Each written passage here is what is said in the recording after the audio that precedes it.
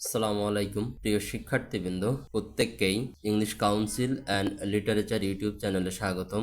আজকে তোমাদের সাথে আলোচ্য বিষয়বস্তু হচ্ছে প্রিপজিশন, ইংরেজি গ্রামারের একটি গুরুত্বপূর্ণ বিষয়। চলো শুরু করা যাক। শুরুতেই আমাদেরকে জানা দরকার প্রিপজিশন কাকে বলে। প্রি শব্দের অর্থ পূর্বে আর পজিশন শব্দের অর্থ অবস্থান, অর্থাৎ প্রিপজিশন শব্দের অর্থ পূর্বে অবস্থান। এখন প্রশ্ন হচ্ছে কার পূর্বে অবস্থান, সেটা আমরা জানতে পারবো সংজ্ঞা জানতে পারলে। চলো সংজ্ঞা সম্পর্কে জানা যাক। যে ওয়ার্ড নাউন বা প্রোনাউনের পূর্বে বসে বাক্যের অন্তর্গত অন্যান্য নাউন, প্রোনাউন, অ্যাডজেক্টিভ, ভার্ব ও পার্টিসিপলের সাথে সম্পর্ক স্থাপন করে তাকে প্রিপজিশন বলে। সুতরাং প্রিপজিশন মূলত একটি রিলেটিং বা কানেক্টিং ওয়ার্ড যার দুই বা ততোধিক অবজেক্ট থাকতে পারে। আমি আবারও একটু তোমাদেরকে স্মরণ করে দিই। দেখো সম্পর্কটা কার সাথে, নাউন, প্রোনাউন, অ্যাডজেক্টিভ, ভার্ব ও পার্টিসিপল। এখন চলো এই শব্দগুলো সম্পর্কে একটু আইডিয়া নেওয়া যাক। যদিও এই শব্দগুলো তোমাদের জানা, তারপরেও একটু তোমাদেরকে স্মরণ করিয়ে দিই। যেমন নাউন, নাউন কাকে বলে? যে ওয়ার্ড দ্বারা কোনো কিছুর নাম, অর্থাৎ কোনো ব্যক্তি, বস্তু, প্রাণী, স্থান, গুণ ইত্যাদির নাম বোঝায় তাকে নাউন বলে। উদাহরণ হিসেবে আমরা বলতে পারি, যেমনটা এখানে লেখা আছে, রাসেল, বুক, কাউ, ঢাকা ইত্যাদি। এখন প্রোনাউন কাকে বলে? নাউনের পরিবর্তে যে শব্দ ব্যবহৃত হয় তাকে প্রোনাউন বলে। যেমন হি, শি, আস, দ্যাট, হু এগুলো হচ্ছে প্রোনাউন। প্রোনাউনের পরে আমরা একটু অ্যাডজেক্টিভ সম্পর্কে জানি।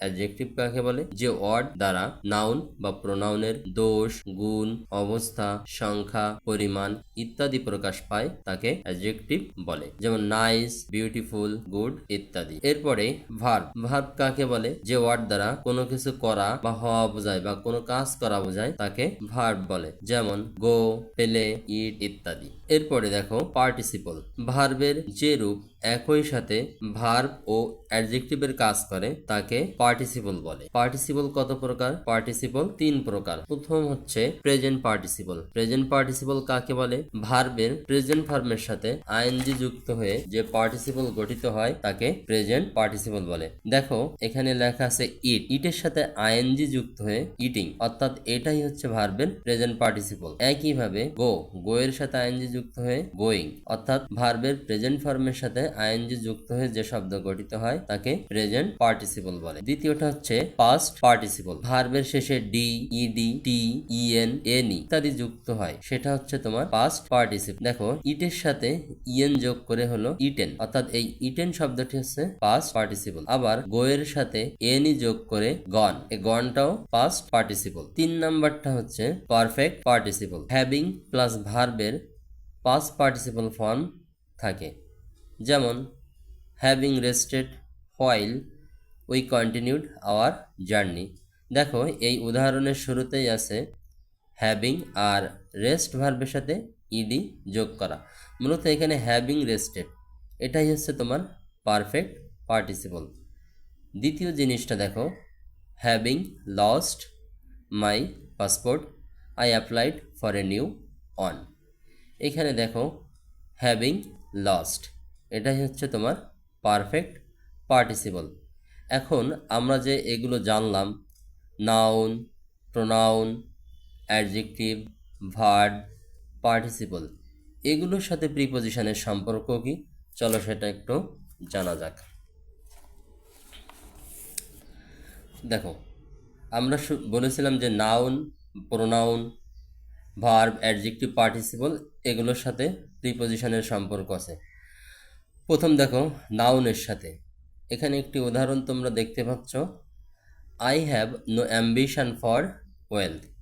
লক্ষ্য করো এখানে অ্যাম্বিশন শব্দটি নাউন, শেষের ওয়েলথ শব্দটিও নাউন, আর মাঝখানে প্রিপজিশন ব্যবহার করা হয়েছে ফর, অর্থাৎ প্রিপজিশনের আগের শব্দটি অ্যাম্বিশন ও নাউন এবং প্রিপজিশন ফরের পরের শব্দটি ওয়েলথ ও নাউন, অর্থাৎ দুইটা নাউনের মাঝখানে ফর শব্দটি ব্যবহার করা হয়েছে যেটা প্রিপজিশন।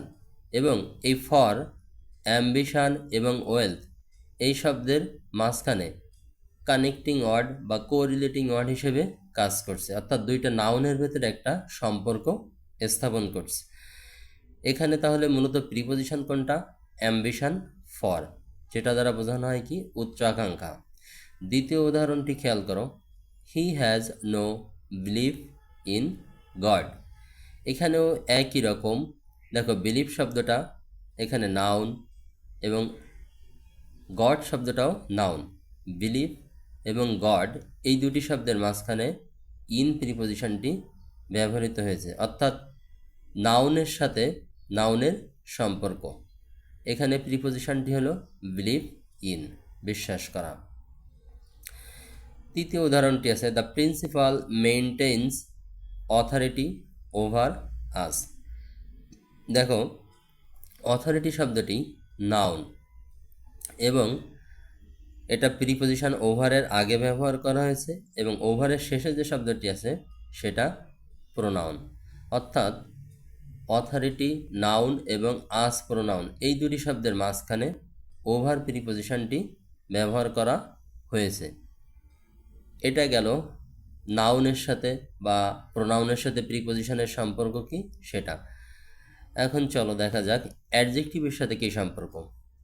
ঠিক আগেরগুলোর মতোই, কিন্তু এখানে শুধু অ্যাডজেক্টিভটি। I am not absent from the meeting. লক্ষ্য করো এখানে ফ্রম প্রিপোজিশনের পূর্বে অ্যাবসেন্ট শব্দটি ব্যবহার করা হয়েছে। এখানে অ্যাবসেন্ট শব্দটি একটি অ্যাডজেক্টিভ আর মিটিং শব্দটি নাউন, অর্থাৎ অ্যাবসেন্ট এবং মিটিং এই দুটি শব্দের মাঝখানে ফ্রম শব্দটি ব্যবহার করা হয়েছে। এখানে অ্যাডজেক্টিভ অ্যাবসেন্ট ও নাউন এর মাঝখানে ফ্রম প্রিপোজিশনটি ব্যবহার করে অ্যাডজেক্টিভের সাথে নাউনের যে সম্পর্ক সেটা প্রকাশ পেয়েছে। দ্বিতীয় উদাহরণটি দেখো, I am busy in writing. Busy শব্দটার দিকে খেয়াল করো, বিজি শব্দটা অ্যাডজেক্টিভ এবং রাইটিং শব্দটা নাউন আর মাঝখানে প্রিপোজিশন ইন, অর্থাৎ নাউন এবং অ্যাডজেক্টিভ অথবা অ্যাডজেক্টিভ এবং নাউনের মাঝখানে ইন প্রিপোজিশনটি ব্যবহৃত হয়েছে। এখানে নাউন এবং অ্যাডজেক্টিভ অথবা অ্যাডজেক্টিভ এবং নাউনের সাথে যে প্রিপোজিশনের যে সম্পর্ক সেটা প্রকাশ পেয়েছে। তৃতীয় উদাহরণটি দেখা যাক, smoking is detrimental to health.